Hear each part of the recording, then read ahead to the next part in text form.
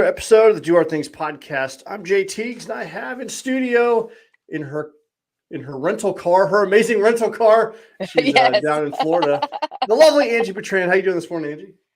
I'm doing great. I'm sitting here watching the sunrise. I can't think of a better way to start the morning than watching the sunrise. That's one of How my favorite things to awesome do. is it that we have the ability to host this podcast and do this, and you're like in your car, like across Yes. the country? That's super cool. Yes. It's awesome. Awesome. I was really worried about, the audio, and I'm like, hopefully it'll be okay. Yeah, it sounds a little different, but that's okay. Our guests are forgiving. It's all good. Yes, yes. And yeah, so you sound great. Look amazing. Sound great. So Thanks. all right. So today's episode, we're going to talk about like resilience. We're talking about like what happens when life knocks you down, because it certainly does. It certainly will. And Yeah. some critical components of resilience, and like why we should, how do we bounce back from setbacks, from failure, from like, surely when life punches you in the stomach. But before we get into that, just a couple of housekeeping notes. Make sure you smash that subscribe button so you're notified of future episodes. Leave us a review on Apple. It goes a long way for us to tweak the algorithm to expand the Do Hard Things Nation. If you gained any value, we just ask you to take a couple minutes. Please leave us a review. It goes a long way, and we like to read them as well. And share with a couple of your friends. Surely one of your friends out there could probably use some motivation or inspiration. It helps us spread the word what we're doing here. So this episode is sponsored by The Forge. The Forge is a high-performance community in which I'm a facilitator. And, we feel that leadership solves most problems. And, what The Forge does, it's a community of like-minded people where we focus on how we lead ourselves better. And on the topic of like all the topics that we talk about here on this podcast, it's like a gym for your mindset and your emotions. Like that's where we go to do the actual deep work. We have a weekly team call. We were talking about a topic. We do a deep dive on it. You get weekly journal prompts. And there's also a book club where we have a book of the month, and we gather and talk about that. And it's an opportunity to network, to have frameworks, to challenge, and accountability to truly level up. And we're also sponsored by Do Hard Things Apparel. Go to dohardthingsnation.com. We get some awesome apparel. Got the Dominate shirt on. Get the Smile shirt. We got hats. We got all sorts of stuff. We also got upcoming events. We still have the month of Murph is going on. It's free challenge. We have the E3 challenge, and which is ongoing. And we have the on September 9th, the virtual and in-person 5K and 9.11 mile memorial run. So go to dohardthingsnation.com. So, all right. So let's talk about like resilience strategies. Resilience is the process of adapting well in the face of adversity, trauma, tragedy, threats, or significant sources of stress. It's not about really avoiding difficulties, but rather navigating through them and growing as a result. And it's like bamboo, right? Bamboo is it bends it bends with the wind. It doesn't break, and it bounces back. And that's what we want to do, is be able to bend with the wind. Some trees and things like that, when the wind gets pretty strong, they break, right? And what we want to do is we want to develop ourselves to where we kind of bend with the wind, and we can weather the storm and not break. So, Angie, what do you think about the topic of resiliency and bouncing back from setback? I mean, that just made me totally think of, we had this tree in front of our house, and it was a huge, beautiful tree that just bloomed every year. It was amazing. But it was so fragile, and it ended up breaking. Thankfully, it didn't ruin our house. We had to have it removed. But it was just, it's one of those trees that, later I found out they're like, yeah, we don't even know why the people that lived there before planted it, because they don't last. They don't hold up, but they're big and beautiful. And I think that it's just kind of, go hand in hand with what you're just talking about. But yeah, we got to have a lot of resilience to get through and to carry on and to keep going. I mean, I know there's a lot of times in my life where I've failed at many things, and just by pure will, keeping going and putting the work in. I mean, the reward on the other side is just so worth it. Yeah, we can be, if left to our own devices, we can develop into that fragile tree. Hmm. But what we want to do is we want to, that's why we've got to do certain things and face hardship and challenge, and all the things we talk about here, doing hard things, and on daily basis. So when the storm does come, you can actually weather it because we are tested and we're challenged. And I don't understand life, why it has to be so freaking hard sometimes. Yeah. But every single person that I have ever met on this planet is dealing with something or it has dealt with something. Like, it just seems to be a natural state of being here and being a human, is to have Yeah. adversity of some way, shape, or form. Hmm. And when you can weather those storms better, it makes life a little bit easier and a little happier. Yeah. I mean, when I joined 75 Hard, what was that? 2 years ago we did it. Hmm. Um, it took me 200 and some change days and countless restarts to finish. And it was funny because I had, several people in my life that were like, why are you doing this? Like, what is the point? Why do you keep continuing to restart this program? But it's because I had to prove to myself, not to anyone else. I'd even started TikTok videos and all the things, and those fell off because it wasn't about me proving myself to anybody but myself. Hmm. And just the sheer will of, I'm going to do this. I'm going to stick with it. I'm strong enough. I'm disciplined enough. I can do it. And it really helped build the foundation of some really good habits. And man, did I feel good when I was done. Not just to be done, but the fact that I was able to do it finally. And even I'm not even mad that it took me 200 days to do it, because that was my journey on it. Some people, they finished it in 75 days and they're like, "Yes, I'm done." I mean, it took me longer, but the process of it taking longer, um, is what I needed. I really feel like, and it was a great thing. Yeah, for those that most people probably have heard of 75 Par, but just in case you haven't, it's 5 tasks that you do repeatedly over 75 days, and if you miss one, you have to start over. Two Mhm, workouts, 45 minutes each. One has to be outdoors, which really sucks in the wintertime and bad weather. mhm. You got to stick to a diet.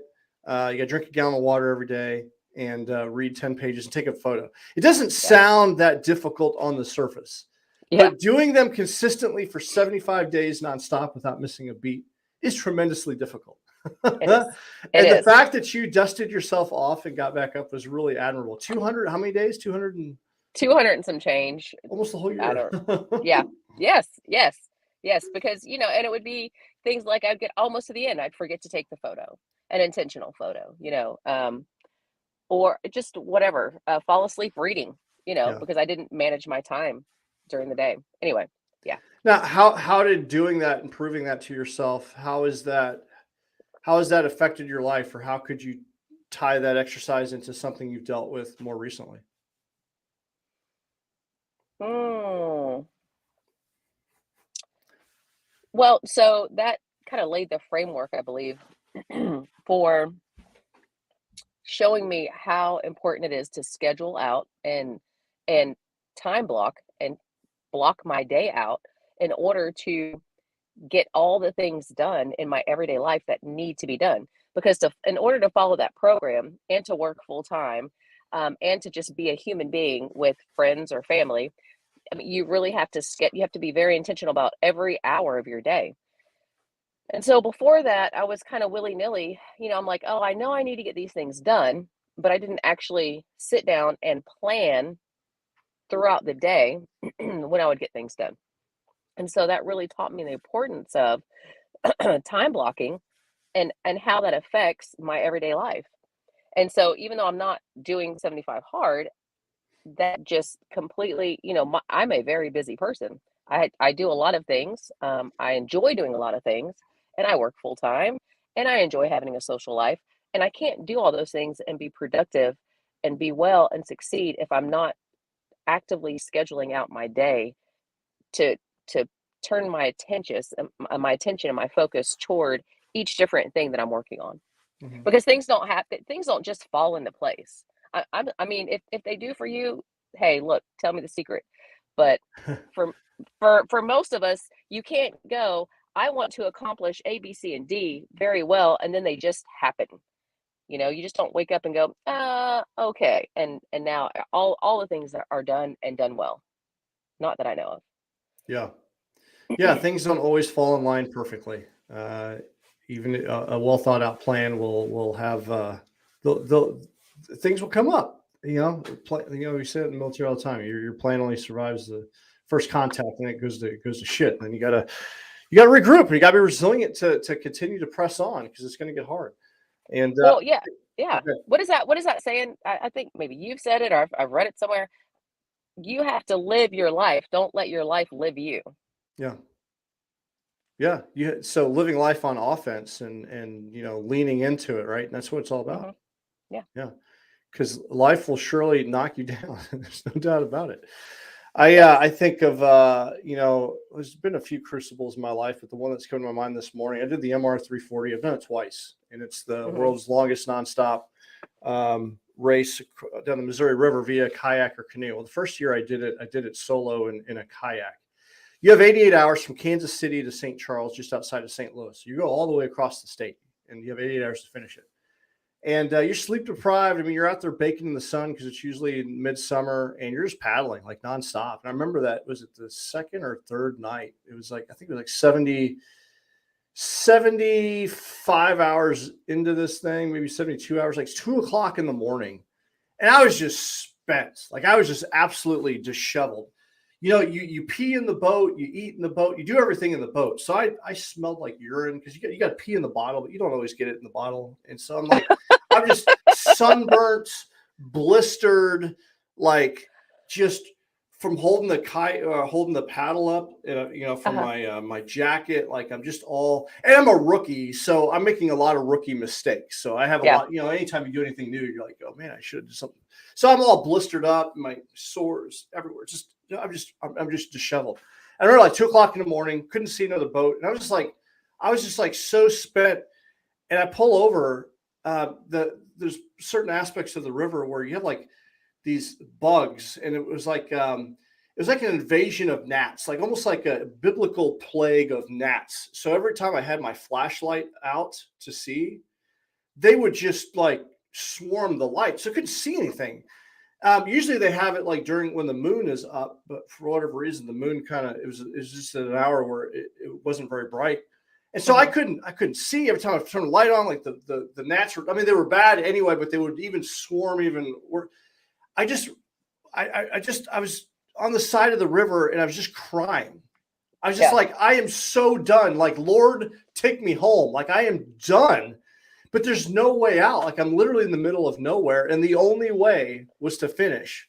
Uh, And I remember I had to put a plastic bag over my head and put a couple little pinholes so I could see because the gnats were crawling up my nose and in my ear and in my mouth. It was that oh bad. my God. It was awful. It was like of all the it was like the most awful moment ever. But finally I had my moment with God, and I'm like, okay, the only way, like that would have been a moment had there been any way out, I probably would have quit, but there literally was no place to go. And it Uh-huh. was pitch dark, and it was just like, so I just had to like, okay, I gotta get my 20th wind and paddle on. Yeah. But in that moment, like I reflect back, like when I crossed the finish line, I think it was like 5 hours later. So after that, the sun kind of popped up. I was there at the finish line. So I was so close. But and I just cried because I'm like, oh my God, this is probably the hardest thing I've ever done in my life. And I'm just Hmm. so thankful it's over with. Hmm. And it's moments like that, like during these big events, like I'm like, I can do anything. I did that and I survived it, and Yeah. I can literally do anything.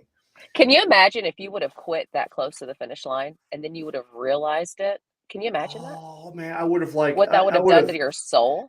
I would have kicked my own ass forever, right? Yeah. And that's one of the things I've always prided myself on. I have not started, and I have had one time downgraded my event. But if I toe the line to a race, I'm going to finish come whatever. Right? That's just a Hmm. mental thing. And in doing so, it's made me resilient. It's like, okay, I don't quit when the chips get down, and I try to put myself in these positions to do so. But all of those things, when you have moments like that where you just, when you want to quit but you don't, it makes you a little bit stronger. It makes you that big oak that doesn't break when the storm comes.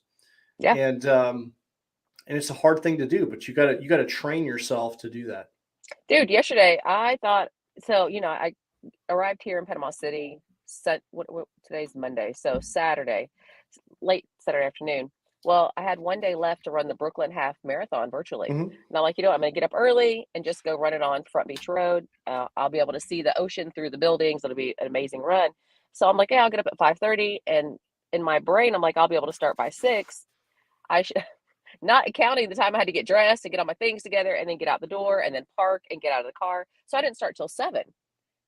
And it got hot fast, and I'm used to Missouri heat. Yeah, I got it.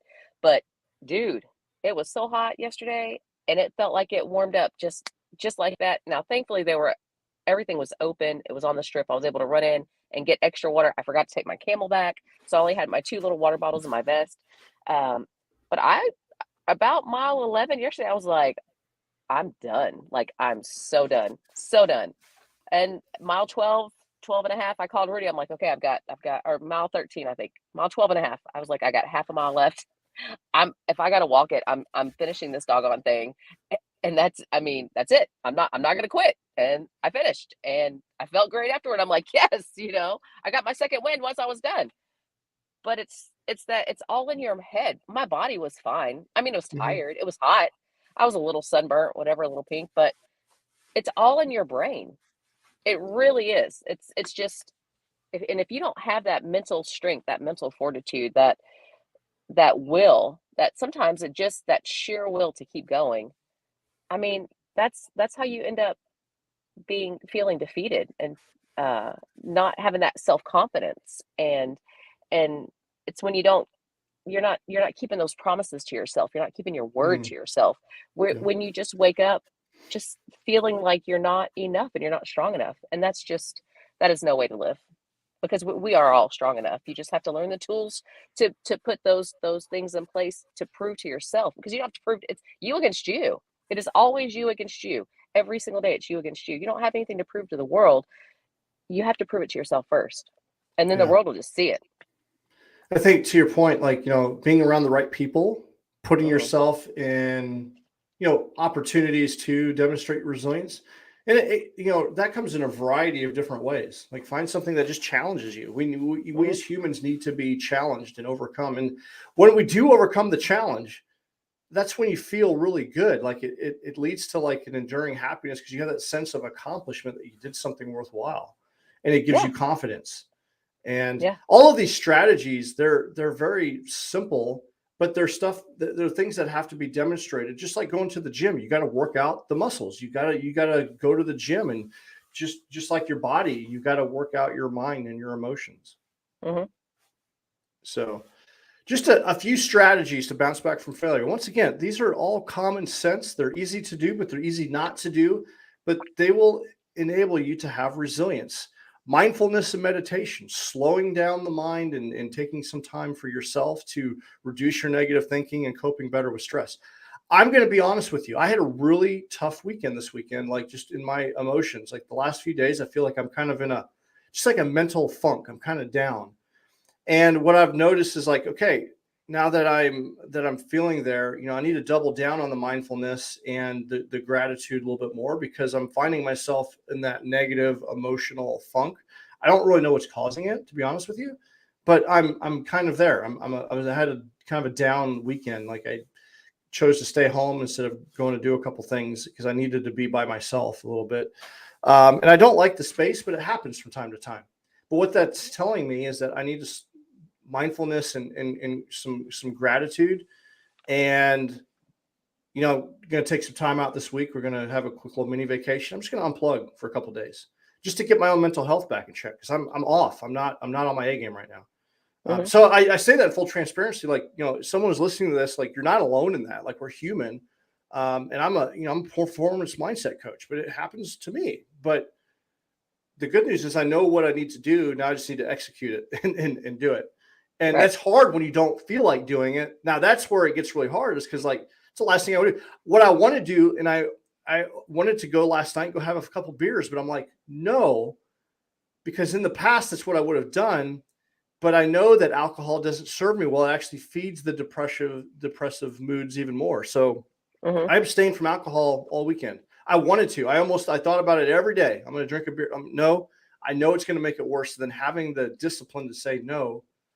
It's been a huge breakthrough for me compared to who I was like 10 years ago. So, Good for you. I'm um, proud of you. well, thank you. Thank you. But it's not easy. I'm still in my funk a little Mm-mm. bit. So I'm pulling, I got to crawl my way out of it. But all of this to say that you're not alone and that, we know what we need to do. We just need to do it. And that's what I'm trying to focus on. So Yeah. mindfulness and meditation, exercise, and it goes without saying, that's your stress relief, maintaining a positive attitude. Okay. So that's where I'm struggling right now. It's not always easy to maintain a positive attitude, but the journal gratitude, knowing what emotion you're dealing with, processing it, and you need sleep and exercise to process these emotions. Healthy eating. Okay. So foregoing the alcohol, eating something good, fueling yourself with something good. Connecting with others. Okay. So I chose not to connect with others because they wouldn't be around people, but I should probably find an opportunity to connect with others, right? Because it brings you up. Um, and then, you know, just being kind to yourself, right? Having some grace for yourself, uh, learning to be kind to yourself when things go wrong. We Yeah. talk about this a lot in the Forge. Like it's a common thing when something goes bad, we just talk to ourselves like we wouldn't talk to our enemies the way we talk to ourselves. We're so hard on ourselves. And we have to give ourselves a little bit more grace because your mind keeps score on how you talk to yourself as well. And it's a really bad habit to do so. Um, so, and then I lifelong started learning. Oh, good. I started getting to the habit of um, my friends or people close to me, when I hear them say things negative to themselves, I try to ask them, hey, look, is that something that you would say to me? Is that something you would say to your Mm, kid? Is that something you would say to your friends? And it kind of catches them off guard. I'm like, I have to remind them, like, why don't talk to yourself that way? Yourself hears you, your kids hear you, your family hears you. You you're making an impression on yourself and those around you. So if you're not going to talk to everybody in the world that way, and hopefully you don't, because then you just be you know, um, stop it. And it takes time. If you're one of those people that you're like, oh my God, I'm so stupid. Oh, that was just so dumb. Oh, I just can't believe I'm doing. You've got to. It's going to take a while to get out of that habit, but stop, acknowledge what you're doing, change what you're saying to yourself. Okay, I'm not dumb. It sounds stupid, but do it. You don't have to say it out loud. If you're in a room full of people and these are the thoughts in your brain, change those thoughts in your brain, redirect those thoughts, reframe those thoughts, acknowledge it and change the behavior. Acknowledge it and change the behavior. And it's going to take work and you're going to get exhausted. But over time, it's going to become natural. It's going to happen without you even thinking about it. yeah. And you're going to feel so much better. Your brain your mind can be a terrorist. It'll terrorize you. It really will. It Yeah. will terrorize you if you allow it to. I think about Yes. Chris Farley from Saturday Night Live. Like, oh, I'm such an idiot. Oh, just Yeah. people do that to themselves. I certainly have done that to myself, and that's not a healthy thing to do. And your mind puts these imprints in your brain, and you start to believe those things, and erode your confidence, erode your happiness, Yeah. whether you believe it or not. And you got to like keep your brain will run you off a cliff if you allow it to. It's crazy how it works. Oh yeah. Our brains can be our worst enemy. Yes, absolutely. Good and bad, but man, it'll terrorize the hell out of us. So Oh you yeah. got to you got to dominate your brain, dominate your mindset. And that comes with just like practicing these things. That's why the Yeah. mindfulness and meditation, it's not fun to do, but paying your taxes isn't fun. Brush your teeth isn't fun. But like I tell my kids, you got to brush and floss the teeth you want to keep. So you got to slow down and do the meditative practice so you can just have dominion over your mindset because it will run you off a cliff. Hey, so let me real quick, just because this has been on my mind. Someone stopped me a while ago and they said that they didn't want to do the E3 program because in their religion, they didn't believe in meditation, that did not fall into alignment with their religion. So listen, if you want to do the E3 program, and even though the paper says meditation, even though, the things say meditate, replace that with, if prayer is what you do, if that falls in alignment with your religion, then pray. Do what makes you feel good. Have a moment of silence. Yeah. Replace that. Just that is a word. That's a word from the dictionary to describe an act or a practice. Make it fit your practice. Make it fit in your life. Because if I'm telling you, if you're not doing a program based on a word that you feel is not in alignment with your religion, hey, cool, switch it out. Switch it out. We're not here to try to change you. We're for the negative. We're here to try to change you for the better, right? Yeah, yeah. Just replace that word meditate with prayer, and there you go. Now pray if that's what you do. I just Yeah. had to get that out there. No, it's interesting. It's an interesting concept. I don't equate meditation with any form of religion personally, but I Yeah, me can either. see where some people, because some people are like they're, yoga and things like that. But to Right. your point, yeah, substitute it with prayer. That's a form of meditation to me, whatever that is for you. It doesn't have to Yes. be just ohms and, a bunch of craziness, or it sitting in silence, whatever that is. Yes. So, yeah, but yeah, substitute that stuff. Don't let that, don't let that stop you. Don't let that stop you. Because all Yeah. these exercises, these things that we do on a daily basis. Yeah, I think about the quote, I'd rather be the gardener. I'd rather be the warrior in the garden than the gardener in the war. And really what that harkens to is that I'm constantly training for battle, the battle of life. Like I'm constantly training. And hopefully I just have to sit in the garden. I never have to exercise it. But if you're that fragile gardener who doesn't know how to defend themselves when the war comes, right, then bad things are going to happen. But you'd rather be trained and resilient and ready for war and peace, and hopefully you live a peaceful life and nothing truly significant happens. But if it does, you're trained and ready. You're the warrior in the garden versus the gardener in the war. I like And that. I've never heard that. I really like that. Okay. yeah, no, it just reminds you we're constantly training for battle, and that battle just comes in a variety of different ways. You don't have to be a soldier, right? It just means that we're constantly training because life is a struggle. The battle is coming, and it comes in a variety of different ways. So don't be the pansy ass fragile pretty little tree that snaps when the wind blows. You want to be the strong oak. That's so okay. I'm sorry to get off topic, but that really reminds me of Christy Sexton. Christy Sexton. She's like the warrior in the garden. You always see her in the gym. She's always working out. She's riding her bike. She's doing all the things, and she's always surrounded by her plants. I'm sorry. Okay, moving on. She's the kindest, nicest person. Yes. But she's getting after it, jujitsu and everything else. But that is a shining example, right? Constantly she's a warrior training. in the garden. Mm-hmm. Absolutely. So be the warrior in the garden. Okay. And legitimately, yeah, I talked to her. I was in the gym with her the other day. She spends like hours on Thursday watering her hundreds of plants. Yes.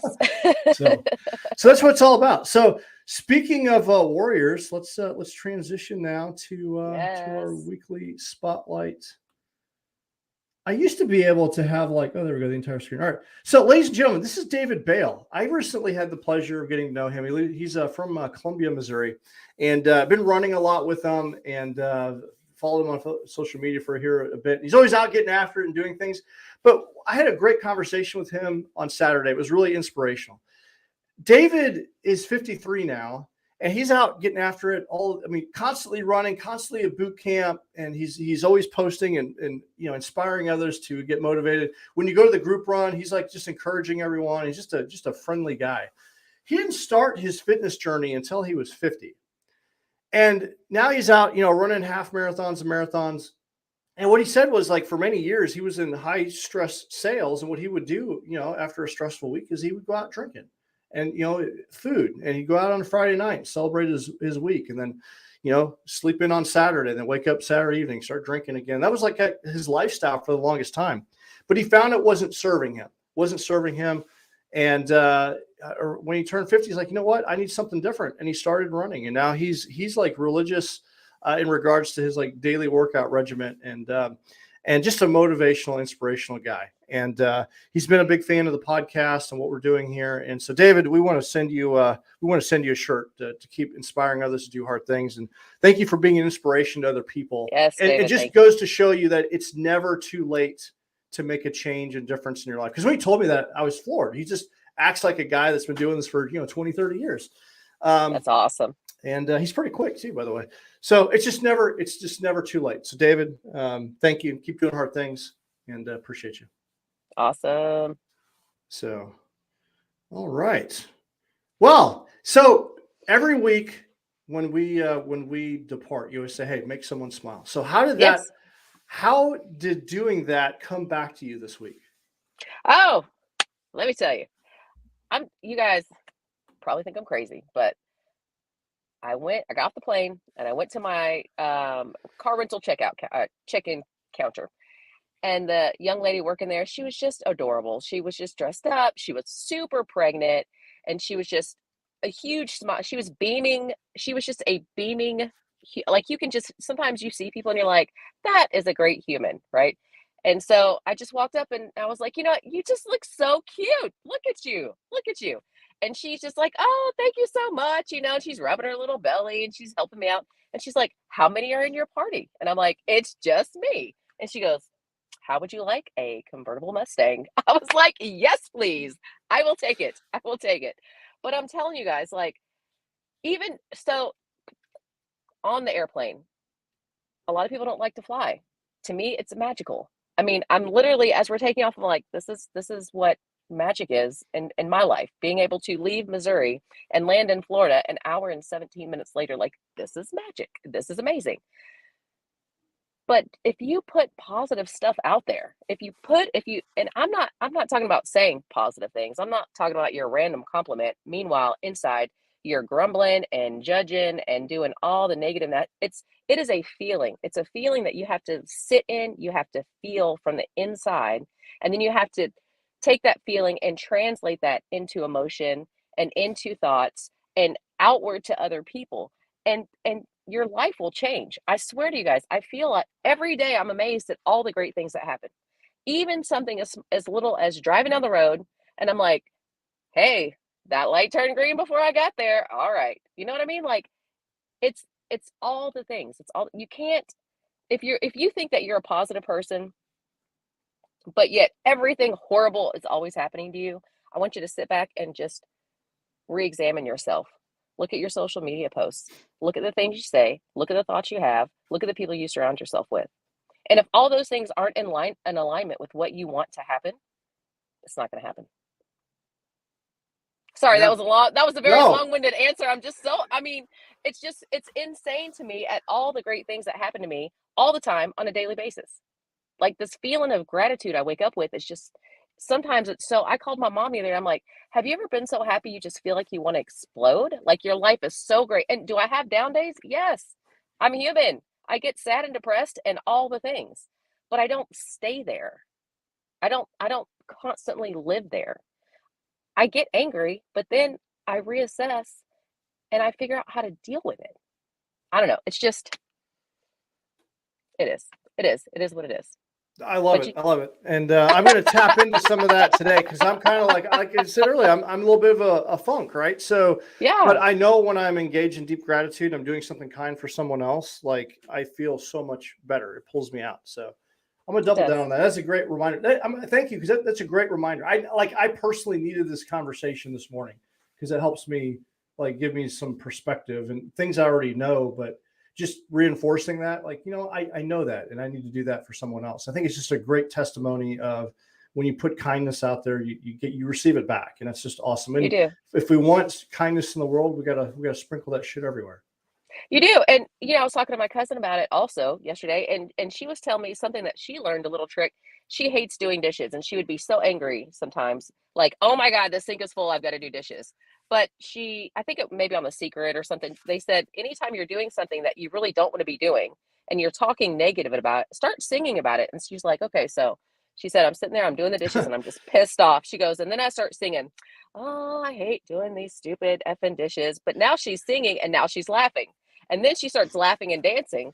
And now she's taken that and she does that with a lot of things that she doesn't like doing. Where before she really it gave her that intense like, oh, and now she's like, ha, and she's just all right, you can't help but to be happy and laugh, if you're singing about something you don't like to do.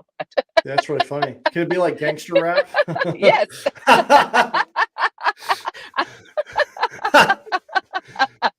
Maybe. I don't know. Depends on how gangster you're gonna get with it. Well, that's a great trick. That's a great trick. Anyway. Okay, we're Well, going hey, over. I'm sorry. yeah, Yeah. no, all good. Well, enjoy your week in Florida. I see the sun popping up, so Yes, yes. It's shining off your face. it is a great way. It's a great I literally watched the sunrise talking to you guys this morning. It's That's fantastic. awesome. That's Yeah, awesome. so Well, So, Angie, I yeah, appreciate you. Great conversation. And appreciate for you everyone too. else listening out there, keep doing hard things. And Angie, don't forget to, Make somebody smile today. there you go. I'm going to do just that. So, all right, y'all, have a good one. We'll see you guys next episode.